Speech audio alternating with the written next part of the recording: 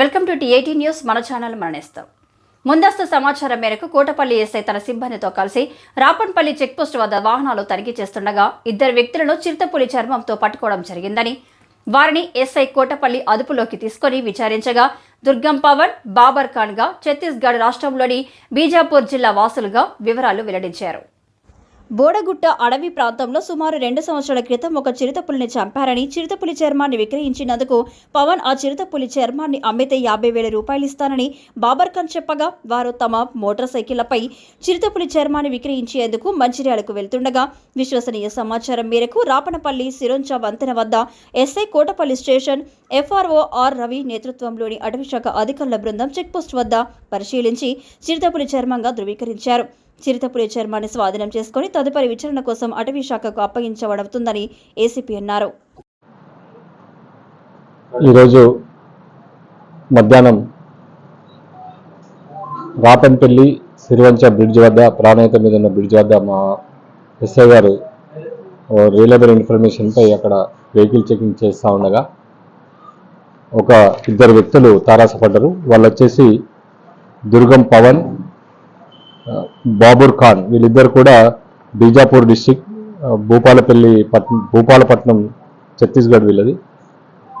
వీళ్ళిద్దరిని ఇచ్చేసి ఆ వెహికల్లో సెర్చ్ చేస్తూ ఉంటే ఆ వెహికల్లో ఒక చిరుతపులి చర్మం అగుపడ్డది. ఆ వెంటనే ఆ చిరుతపులి చర్మంగా భావించి దాన్ని ఇక్కడ ఉన్నటువంటి FRO రవి గారికి ఇన్ఫర్మేషన్ ఇవ్వడం జరిగింది. FRO గారు తన టీంతో పాటుగా వచ్చి అది ఆ చర్మాన్ని పరిశీలించి ఇది చిరుతపులి చర్మంగా భావించడం జరిగింది. వెంబటే వెటర్నరీ డాక్టర్ని యాజ్ పర్ SOP ప్రకారంగా వైల్డ్ లైఫ్ యాక్ట్ 1972 దానిలో భాగంగా వెంటనే వెటర్నరీ డాక్టర్ని పిలిపించి ఆ స్కిన్ యొక్క దాన్ని పరిశీలించడం జరిగింది.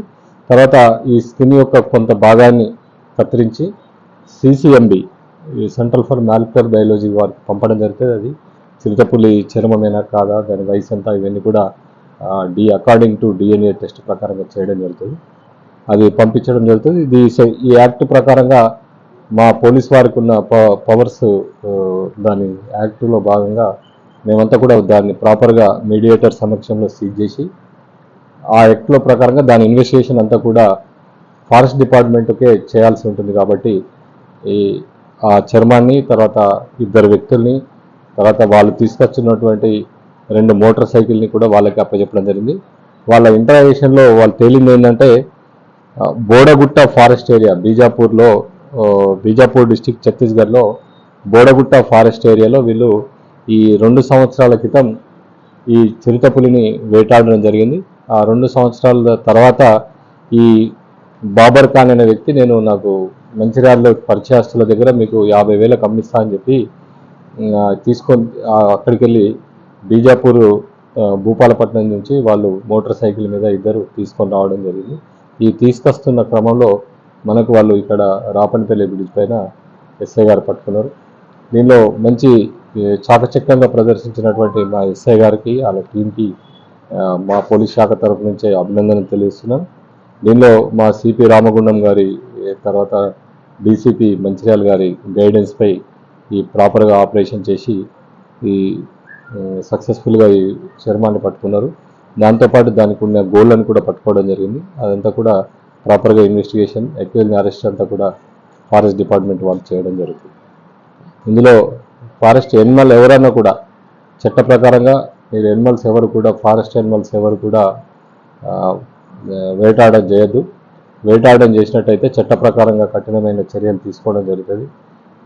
టైగర్ రిజర్వ్, మనమంతా కూడా టైగర్ రిజర్వ్ ఏరియాలో ఉన్నాం. టైగర్ రిజర్వ్ ఏరియాలో ప్రాపర్గా చట్టాలన్నీ కూడా వైల్డ్ లైఫ్ యాక్ట్స్ చాలా స్ట్రిక్ట్గా మెయింటైన్ చేయడం జరుగుతుంది.